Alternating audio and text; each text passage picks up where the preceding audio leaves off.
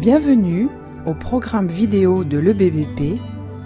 Écoutons maintenant le pasteur Bozzi. Le verset de ce matin, c'est dans Romains 6, 23. Certains le connaissent certainement par cœur, ceux qui connaissent la Bible.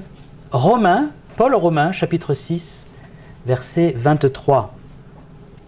Je vais d'abord lire ce verset, puis je vais lire un peu avant ensuite pour avoir le contexte. Car le salaire du péché, c'est la mort, mais le don gratuit de Dieu, c'est la vie éternelle en Jésus-Christ, notre Seigneur. Et je lis un peu avant, verset 19, « De même que vous avez livré vos corps comme esclaves à l'impureté et à l'iniquité pour arriver à l'iniquité, ainsi maintenant, livrez vos corps comme esclaves à la justice pour arriver à la sainteté. Car lorsque vous étiez esclaves du péché, vous étiez libres à l'égard de la justice. Mais quels fruits portiez-vous alors? Des fruits dont vous rougissez aujourd'hui. Car la fin de ces choses, c'est la mort. Mais maintenant, étant affranchis, libérés du péché et devenus esclaves de Dieu, vous avez pour fruit la sainteté et pour fin la vie éternelle. Car le salaire du péché, c'est la mort, mais le don gratuit de Dieu, c'est la vie éternelle en Jésus-Christ, notre Seigneur. Cette parole inspirée par Dieu est très forte. Elle résume, on peut dire, le message de l'Évangile en une phrase. Le salaire du péché, c'est la mort, le don gratuit de Dieu, c'est la vie éternelle. Ça met en opposition le salaire et le don gratuit, la mort et la vie.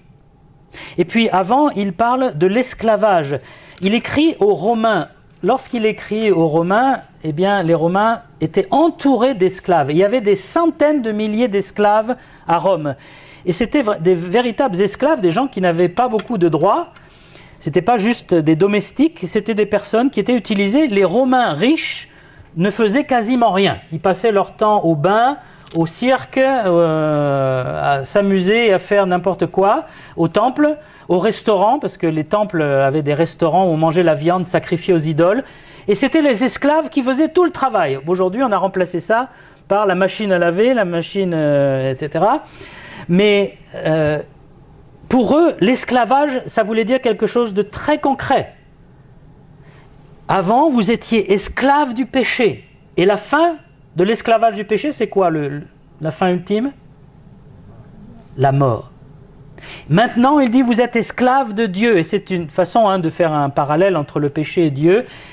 Mais être esclave de Dieu, ça veut dire qu'on n'a plus aucun droit, et ça veut dire que Dieu est un maître qui nous terrorise?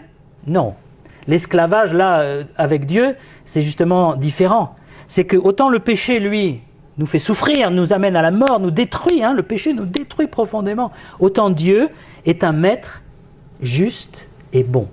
Et il y a une histoire, je n'ai jamais pu prouver qu'elle était véridique, mais elle sonne comme étant véridique. C'est pendant l'esclavage, la traite des Noirs, comme on dit en Afrique, il y avait un homme, un commerçant anglais, qui était en Afrique et il a vu passer donc un groupe d'esclaves enchaînés devant lui.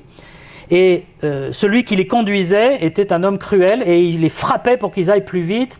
Et il y en a un qui était vraiment mal en point et il a trébuché, il est tombé. Et l'autre là, s'est acharné sur lui avec un bâton. Et cet homme qui était chrétien a été ému de compassion et il a tout de suite dit « Mais arrêtez, arrêtez !» Mais il dit « Laissez-moi, cet esclave m'appartient, vous n'avez rien à me dire. » Il dit « Écoutez, je vous le rachète, combien vous voulez ?» Et l'homme lui a donné un prix assez élevé, il a payé, rubis sur l'ongle comme on dit, et il a dit « Enlevez les chaînes de cet homme. » Et cet homme a été donc libéré, il a soigné ses plaies, il a dit « Allez, maintenant, tu es libre, retourne chez toi. » Et cet homme a dit « Monsieur, vous avez été si bon avec moi, j'aimerais être à votre service. » J'aimerais vous remercier. Vous m'avez sauvé la vie. J'étais en train de mourir, là. Il allait me tuer. Et comme je vous dois la vie, j'aimerais me mettre à votre service.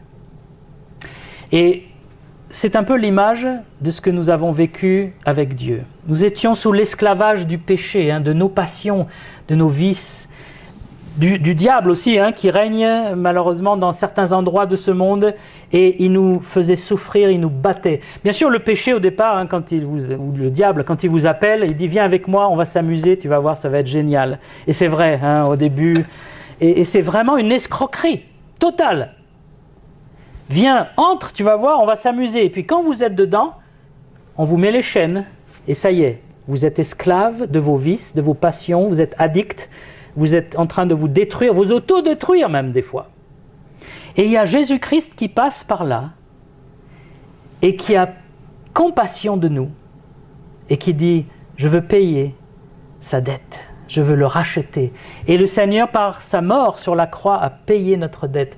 Et il dit « Je te libère ». Tu es libre. Et il y a des personnes qui vont dire « Bon, je suis libéré, bye bye ». Mais il y a des personnes qui vont dire « Seigneur, tu es mort pour moi, tu m'as racheté, tu m'as libéré du mal, du péché, de la mort, je veux te donner mon cœur ». Et ces personnes deviennent des disciples de Jésus-Christ. Et donc quand il parle de l'esclavage, eh bien ça résonnait dans l'esprit de ces chrétiens de Rome. J'étais esclave. Beaucoup d'entre eux étaient certainement des anciens esclaves, ou des gens encore esclaves. Mais maintenant je suis libéré par le Seigneur. Mais là il y a 3 vérités dans le verset 23. Le salaire du péché c'est la mort, le don gratuit de Dieu c'est la vie, et c'est en Jésus-Christ notre Seigneur. Le salaire du péché c'est la mort. Et je me souviens quand j'étais athée, ce genre de phrase, je m'y attachais pas, je disais, oui, la mort, le salaire du péché c'est la mort, c'est pour les criminels, c'est pour les gens, les terroristes, les violeurs, les multirécidivistes. Moi je suis un homme moyen, j'ai pas tué de personne, donc le salaire du péché c'est la mort, c'est pas pour moi. Je ne mérite certainement pas la mort. Quand même, je fais de temps en temps une bonne action, j'ai une bonne pensée. Je ne suis pas en train d'assassiner les gens dans la rue, ou je ne suis pas un tueur en série. Mais le problème, c'est que ce verset n'est pas que pour les tueurs en série et les terroristes et les dictateurs. C'est pour tous les hommes. Le salaire du péché, c'est la mort. Ça s'adresse à tout le monde. Oui, le salaire de tous les péchés, de n'importe quel péché, du moment que vous avez commis un péché, le salaire, c'est la mort. Et c'est une vérité très importante. Ce mot péché, bien sûr, malheureusement, a perdu un peu son sens. C'est désuet en français, on ne dit plus « j'ai fait des péchés », on dit « j'ai fait des erreurs », n'est-ce pas ? On peut faire du mal, mais pourtant le mot péché a un sens très fort, devant Dieu, c'est péché par rapport à Dieu, par rapport à la loi de Dieu. Je suis pécheur, et ça on le sait, même si on est athée. On a encore les souvenirs peut-être du catéchisme, on a la tradition chrétienne française. Le péché, c'est d'avoir désobéi à Dieu. Et là, ce n'est pas juste avoir volé ou menti ou quelque chose, c'est par rapport au Dieu vivant, au Dieu créateur.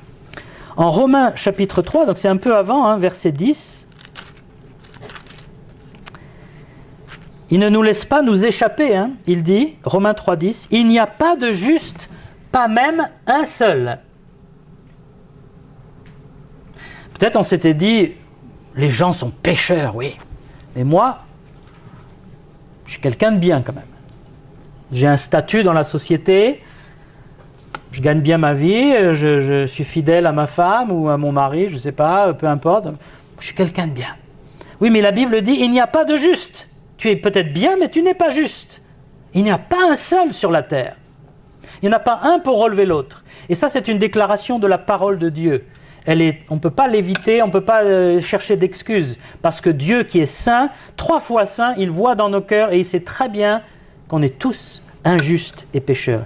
Et puis au verset 23, Romains 3, 23, « Car tous ont péché et sont privés de la gloire de Dieu. » Et dans l'original grec, là, c'était écrit en grec, le Nouveau Testament, il dit « Tous ont péché et sont trop courts pour atteindre la gloire de Dieu. On est trop court. On ne peut pas se grandir et dire « je suis juste, je suis digne de la gloire de Dieu ». Non, personne n'est digne de la gloire de Dieu. Nous sommes au contraire dignes de mort. Et c'est pour ça qu'il dit, chapitre 6, verset 23, « Le salaire du péché, c'est la mort. Nous sommes dignes de mort. Nous avons tous failli, désobéi, ignoré, méprisé même la loi de Dieu. » Mais quelqu'un dira « mais moi je ne connais pas la loi de Dieu. Je n'ai pas lu la Bible, on ne m'a jamais enseigné la Bible. » Et on pourrait dire, c'est vrai après tout, qu'arrive-t-il à ces personnes-là? Eh bien, l'Épître aux Romains répond, chapitre 2, versets 14 à 16. Il dit, quand les païens, qui n'ont pas la loi justement, ils n'avaient pas la Torah des Juifs, ils n'avaient pas les 10 commandements, les païens, ne connaissaient pas, font naturellement ce que prescrit la loi. Ils sont eux qui n'ont pas la loi, une loi pour eux-mêmes, parce qu'ils montrent que l'œuvre de la loi est écrite dans leur cœur, leur conscience en rendant témoignage, et leur pensée s'accusant et se défendant tour à tour. Qu'est-ce qu'il dit là? C'est que, même si je ne connais pas la Bible, je ne connais pas les 10 commandements, ce qui est rare quand même, hein? Mais admettons, vous avez votre conscience. Et dans votre conscience, il y a les 10 commandements. Tu ne tueras pas, tu ne voleras pas, tu ne mentiras pas, tu ne trahiras pas, tu n'iras pas vers des idoles. Et cette conscience nous accuse. Et même si la Bible ne nous accuse pas parce qu'on n'a jamais lu la Bible, notre conscience nous dit « tu es injuste, tu es pécheur ». Si on est vraiment un être humain sincère, on ne peut pas dire « je suis juste », on ne peut pas dire « je suis quelqu'un de bien ». On est obligé d'avouer « j'ai fait beaucoup de péchés ». Ma conscience me reproche beaucoup de choses. Je ne peux pas m'endormir la nuit en disant « ah, je suis juste ». Si je devais mourir dans mon sommeil, j'irais au paradis directement. Qui peut dire une chose pareille? Seulement ceux qui ont reçu le pardon de Dieu. Mais l'être humain livré à lui-même, quand il s'endort, s'il arrive à s'endormir, il a ses pensées, sa conscience qui résonne. Je me souviens quand j'étais adolescent, j'étais pas obéissant à mes parents, je vivais sans connaître Dieu et sans aimer Dieu. Et j'étais pas très gentil avec mes parents, en particulier avec ma mère qui se décarcassait pour moi. Et moi, je ne la remerciais jamais, elle était un peu ma bonne. Hein. Je suis fils unique. Eh bien, je me souviens, souvent, quand j'allais m'endormir, je pensais quand même, Emmanuel, t'as pas été gentil, c'est pas bien ce que tu fais. Et j'avais ma conscience qui me reprochait, et puis j'essayais de tais-toi, endors-toi vite. Et quand on est adolescent, on est vite fatigué, donc je m'endormais vite. Mais ça revenait souvent, Et ça est revenu jusqu'à ce qu'un jour je dis, mais où trouverai-je la paix et le pardon, hein? Et Dieu m'a permis de rencontrer des chrétiens et la Bible. On n'aime pas cette idée, le salaire du péché, c'est la mort. On dit non, je ne suis pas digne de mort, parce qu'on ne réalise pas à quel point nos péchés sont graves. Le mensonge peut avoir des conséquences terribles. La haine de l'autre. Jésus a dit, quand tu insultes ton frère, tu es aussi coupable qu'un meurtrier. C'est Jésus qui a dit ça dans son discours sur la montagne. Il dit, la loi te dit, tu ne tueras pas, mais moi je vous dis, si tu insultes ton frère, tu es aussi coupable que le meurtrier. Alors on dit, comment insulter, c'est pas pareil, mais insulter, c'est le premier pas vers le meurtre. Hein. Si vous avez une arme dans la main, ça commence par la haine, l'insulte, et puis l'arme a envie de partir vers l'autre. L'avarice, l'amour de l'argent par-dessus tout, c'est un péché grave. Parce que s'il y a du mal sur la terre, c'est principalement à cause de l'amour de l'argent. Toutes les corruptions sont dues à l'amour de l'argent, toutes les guerres, l'esclavage, la prostitution, le trafic de drogue, les assassinats. Combien de gens ont tué leur conjoint pour une assurance vie? L'argent, l'amour de l'argent, l'idolâtrie. Alors que nous, on dit, j'aime l'argent, il n'y a pas de problème, c'est pas grave, c'est pas digne de mort. Si, c'est digne de mort aussi. devant la sainteté de Dieu. La débauche. Aujourd'hui, la société permet de faire à peu près ce qu'on veut de son corps. Même on vous encourage à faire tout ce qu'il vous plaît, à laisser toutes vos pulsions s'exprimer. Mais devant Dieu, ça s'appelle de la débauche. Tout ce qui n'est pas dans le mariage est de la débauche. Et même si le monde sanctionne en disant c'est bien, bravo, continuez, allez plus loin même, devant Dieu c'est digne de mort, devant la loi de Dieu. Lorsque certains comparaîtront devant le trône de Dieu, le jugement dernier, ceux qui se croyaient bien par rapport aux autres, qui se comparaient aux autres, parce que c'est ça qu'on fait, on dit ouais, mais regarde, lui là-bas, moi je suis mieux quand même. Eh bien, ceux-là seront seuls devant le trône de Dieu, et Dieu ouvrira les livres de leur vie, et il dira, voilà tous les péchés que tu as commis. Et la liste sera tellement longue qu'ils auront la bouche fermée. Il n'y aura plus d'excuses, plus de justifications, il n'y aura rien à dire. Mais, la liste sera infinie de péchés, de transgressions, de désobéissance, et la sentence tombera. La mort. Je ne sais pas si vous avez déjà assisté ou vu un procès criminel. Le criminel, il y a un moment, on lui dit « levez-vous » et il entend la sentence, soit le jury, soit le juge qui prononce la sentence. Vous savez, toute sa vie va se jouer là. Eh bien, devant le trône de Dieu, c'est toute la vie éternelle qui va se jouer. Quelle sera la sentence? Si on n'a rien fait de plus que juste essayer d'être un peu gentil de temps en temps, la sentence, c'est la mort. Le salaire du péché, c'est la mort. Le péché a des conséquences terribles. Si je n'ai pas écouté Dieu, si je n'ai pas cherché à le connaître, si j'ai méprisé sa loi, si j'ai vécu ma vie comme si Dieu n'existait pas, j'ai offensé le Créateur. Et on ne peut pas offenser le Créateur et s'en tirer comme ça.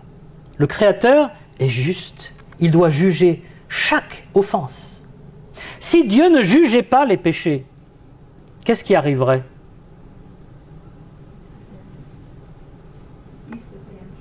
Il serait injuste. Il serait un Dieu injuste. Un Dieu juste, il doit tout juger. Il ne doit rien laisser passer. On entend parfois les ministres de l'Intérieur, les maires ou les policiers dire « il faut tolérance zéro ». Ben Dieu est comme ça. Tolérance zéro. Tout péché est consigné dans le livre des péchés, si on peut dire. Tout péché. Et ce n'est pas parce que le jugement ne tombe pas comme ça aujourd'hui sur moi qu'il n'est pas consigné. Et un jour, la colère de Dieu tombera sur tous ces péchés. Parce que Dieu est juste, il doit juger les péchés. Mais alors quand on entend tout ça, on se dit, mais alors ça veut dire on va tous périr, quoi. Il n'y a pas de chance, il n'y a pas de sortie, il n'y a pas de salut. Qui peut se sauver? Personne n'est juste. Et c'est pour ça qu'il dit, Romains 6, 23, mais le don gratuit de Dieu, c'est la vie éternelle. Mais, heureusement, il y a un mais. Dieu ne nous a pas laissés dans l'esclavage du péché en nous regardant en disant ben, c'est bien fait pour vous. Dieu n'est pas comme ça. Nous, on peut être comme ça des fois. Si quelqu'un fait du mal et qu'il se plante, on dit ben, bien fait pour toi. Mais Dieu ne dit jamais ça. Parce que Dieu est un Dieu de miséricorde, de compassion. Il ne veut pas que le méchant meure, il ne veut pas que le méchant périsse. Et c'est pour ça qu'il y a le mais. Mais là encore, le don gratuit de Dieu, c'est la vie éternelle. Alors là, on est un peu décontenancé. On dit alors, d'un côté, vous dites, tout péché mérite la mort, donc on est tous perdus. Et de l'autre, la vie éternelle, c'est gratuit. Ça veut dire tout le monde peut avoir la vie éternelle, comme ça? Ça a l'air contradictoire. Alors c'est vrai, tout le monde peut avoir la vie éternelle comme ça, mais il y a quand même une condition, on va le voir, c'est en Jésus-Christ. Mais quand il dit « le salaire du péché, c'est la mort », il ne dit pas « mais le salaire de nos bonnes œuvres, c'est la vie ». Moi, ce n'est pas ce que j'ai dans ma Bible. Il ne dit pas « mais le salaire de notre religiosité, de nos pratiques religieuses, c'est la vie ». Non. Il dit « le don gratuit ». Et dans le mot, là, gratuit, il y a le mot « grâce ». En grec, il y a le mot « grâce ». Le don de la grâce. C'est double là. On a du mal avec cette grâce, avec cette gratuité. On dit mais ça se mérite le salut. Non, le salut ne se mérite pas. Mais il faut que je fasse quelque chose pour mériter le pardon de Dieu. Non, tu ne peux rien faire pour mériter le pardon de Dieu. Nous, on est dans les mérites, les récompenses, le salaire. Mais si on vient à Dieu dans un terme de salaire, Dieu va dire, tu veux ton salaire? Le salaire du péché, c'est la mort. C'est tout ce que je peux te donner comme salaire. Alors il faut venir à Dieu en d'autres termes qu'un salaire. Il ne faut pas venir à Dieu avec ses mérites, en disant « Regarde Seigneur, tout ce que j'ai fait, j'ai aidé cet aveugle à traverser la rue hier. » Oui, entre-temps, tu as fait 253 péchés, mais toi, tu n'as retenu que ta petite bonne action que tu fais une fois par mois. Et on est comme ça, on est de mauvaise foi avec Dieu et avec nous-mêmes, avec notre conscience. On oublie que Dieu est parfaitement juste. Nous, on pense que si j'ai fait une bonne action, ça va racheter toutes les mauvaises. Que si j'ai été bon de temps en temps, quand même, ça va aller mieux. Imaginez Michel Fourniret, ce tueur en série. Vous avez entendu parler de lui, certainement. Imaginez que devant les juges, ils disent « Mais vous savez, des fois, j'ai fait des bonnes actions. J'ai fait la vaisselle une fois pour aider ma femme. J'ai aidé un aveugle aussi à traverser la rue. » Pensez-vous que le juge va dire « Monsieur Fourniret, vous êtes un homme admirable. Je vous gracie, je vous acquitte ?» Non. Tout ce qu'il a fait mérite la mort. Il ne va pas avoir de peine de mort, c'est disparu, mais il mérite la mort en tout cas devant Dieu, s'il ne se repent pas. Mais c'est pareil aussi, si vous brûlez un feu rouge en voiture, vous foncez, vous commettez un accident, vous renversez quelqu'un, vous écrasez une voiture ou un cycliste, la police vous arrête, qu'est-ce que vous allez dire? Monsieur l'agent, j'ai respecté tous les autres feux rouges. Je me suis arrêté quand il fallait, c'est juste celui-là. Vous pensez que l'agent il va dire, c'est bien, tu as bien fait. Allez, je passe pour celui-là, tu as écrasé quelqu'un, mais c'est... on oublie, parce que tu as respecté tous les autres feux rouges. Mais ça nous paraît insensé comme raisonnement, on ne dirait jamais une chose pareille. Pourtant, c'est ce qu'on fait avec Dieu. On dit, Seigneur, oui, c'est vrai, j'ai fait certainement beaucoup de péchés, bon, je ne veux pas y penser, n'y pensons pas trop. Mais j'ai fait des bonnes actions, regarde, je peux en lister au moins 3, là. Non, pour mériter le ciel, il faudrait être parfaitement juste. Il faudrait avoir aucun péché. Est-ce que quelqu'un sur la terre peut dire « j'ai fait aucun péché » ? À part le Seigneur Jésus, personne. Le salut ne peut être qu'une grâce. Et j'aimerais mentionner cette parabole que Jésus a dite lorsqu'il était sur la terre, la parabole de l'ouvrier de la 11e heure. C'est une parabole qui est étrange et beaucoup de gens trouvent ça injuste. Je vous la résume rapidement. C'est un homme qui doit, c'est le temps de récolter le raisin, on y est là. Et donc il a besoin d'ouvriers rapidement, parce que le raisin doit se récolter très vite, avant le mauvais temps. Et donc il va sur la place du marché, sur la place publique du village, et il embauche des ouvriers. Alors il vient le matin tôt, il dit, écoute, pour ta journée, je te donne 1 denier pour ton travail. D'accord, viens dans ma vigne. Et puis à midi, il revient, il a besoin encore d'ouvriers à midi pour la journée, un denier, d'accord. Et puis il arrive le soir, vraiment à la dernière heure, et il n'y a pas encore un ouvrier, oui, moi je suis libre, écoute, je te donne 1 denier pour ton travail. Arrive la nuit, et il faut payer le salaire journalier des ouvriers. Et le maître donne 1 denier à celui qui a travaillé toute la journée dans la chaleur. Et puis, à celui qui est arrivé à la dernière heure, il donne la même somme, 1 denier. Alors les premiers, là, ils froncent les sourcils, ils disent, mais tu n'es pas juste, hein. Nous on a travaillé toute la journée, lui est arrivé à la fin, il a le même salaire. Et le maître répond, dans cette parabole que Jésus raconte, mais je t'avais promis 1 denier, je t'ai donné 1 denier. Et si je veux donner la même somme à celui qui est arrivé à la fin que celui qui est au début, c'est mon droit, je fais ce que je veux de mon bien. Mais pourquoi Jésus raconte une histoire pareille? D'abord, imaginez-vous, vous travaillez toute la journée, vous savez, ceux qui l'ont fait, ils savent, hein. Couper le raisin dans la chaleur, le mettre dans la hotte, hein, ou dans un panier.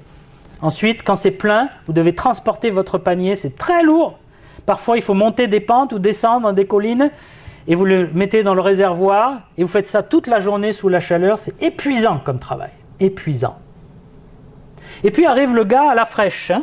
Il arrive à 6 heures, le soleil se couche, il coupe 2-3 raisins, plouf, ah, c'est déjà l'heure, dis donc. Et puis à la fin, il a le même salaire que vous. Dites, c'est un pistonné celui-là, qu'est-ce que c'est que cette histoire? C'est pas juste. Pourtant, le maître n'est pas injuste. Le maître lui avait dit, je te promets tant, et il lui a donné tant. Qu'est-ce que ça veut dire? Jésus ne racontait pas d'histoire juste pour amuser la galerie, hein. Il y avait un sens toujours spirituel pour le salut. Il voulait dire que le salut, parce que ceux qui sont appelés là, pour travailler dans la vigne, eh bien ce sont les hommes et les femmes qui sont appelés par Dieu à venir dans son royaume, à venir à lui. Et quand on vient à lui, on ne vient pas à lui en monnayant, hein, notre travail. Dieu dit, je te donne la vie éternelle. Que tu arrives au début de la journée ou à la fin de la journée, je te donne la vie éternelle. Que tu te convertisses à 15 ans ou à 77 ans, tu auras la vie éternelle si tu crois en Jésus-Christ, si tu réponds à mon appel. La vie éternelle n'est pas un salaire. On ne peut pas dire, oui mais alors moi je suis converti depuis 30 ans, j'en ai bavé, j'ai été persécuté pour ma foi, et puis lui il se convertit, plouf, ça y est, et il a la même vie éternelle que moi. Et oui, parce que la vie éternelle ne se mérite pas, ce n'est pas un salaire. Et donc Dieu est bon, il donne la vie éternelle à ceux qui croient en son Fils. Imaginez que vous arriviez devant Dieu en disant « Seigneur, donne-moi le cadeau que j'ai mérité. » Il y a un problème là, un cadeau ne se mérite pas, un cadeau c'est un cadeau. Dieu dirait « Mais tu n'as rien mérité comme cadeau, le cadeau, moi je te le donne. » Mais comment recevoir ce cadeau, cette vie éternelle? Il y a une condition, comme je vous l'ai dit, c'est la fin du verset 23. Le salaire du péché, c'est la mort, mais le don gratuit de Dieu, c'est la vie éternelle en Jésus-Christ, notre Seigneur. Il donne le titre de Jésus-Christ là. Jésus de Nazareth, il est le Christ et il est le Seigneur.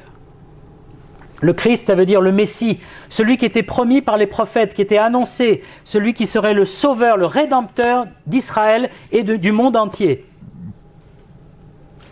Jésus est bien le Messie parce qu'il a correspondu à toutes les prophéties sur lui. Il est descendant de David, il est né à Bethléem, il a fait des miracles que personne d'autre n'a fait et il est ressuscité des morts. Il n'y a que le Messie qui peut faire ça. Mais il est aussi notre Seigneur, selon ce verset. Jésus n'est pas un simple homme, hein, n'est pas un rabbin ou un prophète. Jésus est le Seigneur, Adonai. C'était le nom que les Juifs donnaient à Dieu lui-même. Comment Jésus peut-il être Dieu? Eh bien, la Bible nous l'explique. Je ne vais pas rentrer en détail aujourd'hui, hein, mais Jésus peut être Dieu parce que la Bible dit qu'il est l'image, l'incarnation de Dieu. C'est-à-dire que Dieu qui est esprit, qu'on ne peut pas voir, qui n'a pas de corps, s'est incarné en Jésus de Nazareth. Il a pris un corps. Il est né à Bethléem de Marie, qui était vierge, et de la puissance miraculeuse du Saint-Esprit. Et Jésus était fils de Dieu, dans le sens qu'il a été créé par Dieu directement dans le sein de Marie. Jésus, en tant qu'homme, est né il y a 2000 ans à Bethléem, mais il existait en tant que fils de Dieu de toute éternité, parce que Dieu est un Dieu pluriel, c'est un seul Dieu, mais qui a le Père, le Fils et le Saint-Esprit qui travaillent de concert. Et le Fils de Dieu était là. Et Jésus est le Fils de Dieu, il est le Seigneur. Il est Dieu qui se rend visible, qu'on pouvait toucher, qu'on pouvait entendre et qu'on pouvait voir faire des miracles extraordinaires. Aujourd'hui, le Seigneur est remonté au ciel, mais il est toujours notre Seigneur. Dieu ne donne pas la vie éternelle à tout le monde. Il voudrait la donner à tout le monde. Mais comme il y a une condition, il faut passer par cette condition. Il faut passer par Jésus-Christ, le Seigneur. Pourquoi faut-il passer par Jésus-Christ? C'est parce que Jésus-Christ a payé notre cadeau. Un cadeau, quand on l'offre, c'est gratuit. Si je vous fais un cadeau, tiens, je te donne ça, pour vous c'est gratuit. Je ne vous demande pas, tiens, je te fais un cadeau, tu me donnes 10 euros. C'est plus un cadeau. Pourtant, ce cadeau, il a bien été payé quelque part. Moi, je l'ai acheté pour l'offrir. Et le salut, la vie éternelle, c'est pareil. C'est un cadeau que Dieu nous offre, mais il a été payé. Payé par qui? Par Jésus-Christ. C'est là que tout se rencontre. Sur la croix du Calvaire, Jésus-Christ a pris nos péchés. Il a été frappé par la colère de Dieu. À Golgotha, il a pris tous nos péchés. Le salaire du péché, c'est la mort. Il l'a vécu lui-même sur la croix. Il a subi notre mort, notre salaire. Pendant 3 heures, il y a eu des ténèbres au moment de la crucifixion. En plein midi, le soleil s'est voilé, sans explication, et le Seigneur Jésus a été frappé pour nos péchés, pour vos péchés, chacun de nos péchés que nous avons commis. Et maintenant, la Bible dit, celui qui met sa confiance en Jésus-Christ comme Seigneur et Sauveur, ses péchés ne sont plus sur lui, ils sont sur Christ. Il y a un transfert là. Et comme Christ, il a tout payé, mes péchés sont payés, ma dette est payée, je n'ai plus à payer, je suis pardonné, je suis acquitté, je suis sauvé. C'est pour ça que le don gratuit est en Jésus-Christ. Si on ne passe pas par Jésus-Christ, si on vient à Dieu en disant « Seigneur, pardonne-moi », Dieu ne peut pas me pardonner parce qu'il est juste, il doit me juger. Mais si je viens à Dieu par Jésus-Christ, alors je peux dire « Seigneur, Christ a payé pour moi ». Est-ce que vous pouvez dire là, sur votre chaise, silencieusement, c'est une question...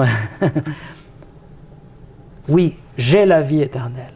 Je sais que j'ai la vie éternelle. Et si oui, pourquoi vous pouvez le dire avec une telle assurance? Est-ce que c'est parce que vous êtes un bon chrétien? Parce que vous allez à l'église le dimanche? Parce que vous avez prié? Parce que vos parents étaient chrétiens? Parce que vous avez été baptisés? Aucune de ces choses n'est la bonne raison. Si je peux dire j'ai la vie éternelle, c'est parce que c'est Jésus-Christ qui l'a payé pour moi. Et moi j'ai accepté son cadeau. Et le don gratuit de Dieu, le cadeau, c'est la vie éternelle, mais il faut l'accepter. Je reviens à l'idée du cadeau. Si je dis, je t'offre ce livre, si tu me dis, ah, c'est gentil, c'est bon, c'est merveilleux, c'est généreux, mais que vous ne le prenez pas, vous n'avez pas le cadeau. Il faut le prendre, il faut l'accepter, un cadeau. La vie éternelle, c'est pareil, il faut l'accepter. Il faut dire, Seigneur, je méritais la mort à cause de mes péchés, mais j'accepte ta vie éternelle. Ce n'est pas la vie juste maintenant, c'est la vie pour l'éternité. Après la mort, j'aurai la vie encore. Je vivrai après la mort éternellement dans la présence de Dieu, dans la félicité, dans la joie, dans le bonheur. Voilà le cadeau que Dieu nous promet. Plusieurs passages dans la Bible nous parlent de la gratuité du salut. Il y a le brigand sur la croix qui, alors qu'il allait mourir, crucifié, au dernier moment, il dit « Seigneur, aie pitié de moi, moi je mérite, mais toi tu es juste, souviens-toi de moi quand tu entreras dans ton règne. » Et Jésus lui dit « Aujourd'hui tu seras avec moi dans le paradis. » Cet homme, qu'est-ce qu'il a fait pour mériter le ciel? Ben rien, il est cloué sur une croix, qu'est-ce que vous voulez qu'il fasse? Mais il a mis sa confiance en Jésus-Christ, il a dit « Souviens-toi de moi quand tu entreras dans ton règne. » C'est-à-dire il croyait que Jésus était le Seigneur. Et puis le pharisien et le publicain qui vont prier, le pharisien est là debout dans le temple et il dit « Je te remercie de ce que je ne suis pas comme le reste des hommes. » Celui-là, il n'a pas la vie éternelle. Celui-là, il n'est pas pardonné, il n'est pas sauvé. Mais le publicain, le collecteur d'impôts qui vient derrière et qui n'ose même pas lever la tête vers le ciel et dit « Seigneur, sois apaisé envers moi, aie pitié de moi qui suis un pécheur. » Jésus dit « Celui-là, il a été pardonné et déclaré juste. » Le salut, la vie éternelle est un don que nous devons recevoir. Nous allons terminer par la prière Et pendant que nous avons les yeux fermés, la tête inclinée ou levée, comme vous voulez, vers le Seigneur, j'aimerais faire un appel de la part du Seigneur. Si vous êtes ici, mais vous n'avez pas l'assurance de la vie éternelle, vous comptez encore sur vos mérites, mais vous avez entendu ce matin que ce n'est pas vos mérites, c'est la grâce de Dieu, c'est le sacrifice de Jésus-Christ, le Seigneur, qui peut vous donner la vie éternelle. Si vous avez saisi cela, vous pouvez, dans la prière, parler à Dieu, il vous entend. Par exemple, vous pourriez lui dire, « Seigneur, je suis pécheur, j'ai fait du mal, je n'ai pas obéi à ta loi, ma conscience me fait des reproches, je ne suis pas prêt à mourir, je suis digne de mort. Mais Seigneur, j'ai entendu une bonne nouvelle aujourd'hui, c'est que tu veux me donner la vie éternelle, gratuitement. Seigneur, je veux accepter ton cadeau. J'ai entendu que c'est Jésus-Christ qui l'a payé par sa mort, par sa vie. Seigneur, tu as payé cher pour me sauver. Je veux te remercier éternellement. Je veux que tu deviennes mon Dieu, mon Sauveur, mon Seigneur. Seigneur, j'accepte ce cadeau de la vie éternelle. Écoute ma prière, selon ta promesse, que celui qui croit au Fils, il reçoit la vie éternelle. Seigneur, je crois en Jésus-Christ et j'accepte la vie éternelle.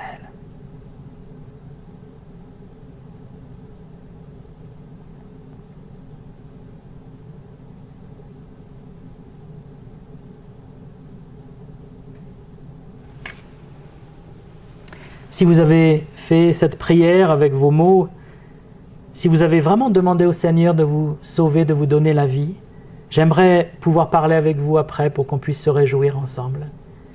Si vous avez encore des doutes, si vous n'êtes pas dans la certitude du salut, j'aimerais aussi qu'on voit des versets ensemble parce que Dieu promet de donner la vie éternelle et de nous garder si l'on croit en son Fils. En attendant, nous voulons nous réjouir de son salut. Seigneur, nous te bénissons, nous te louons pour le salut gratuit, le salut complet, merveilleux, parfait, que tu as payé si cher.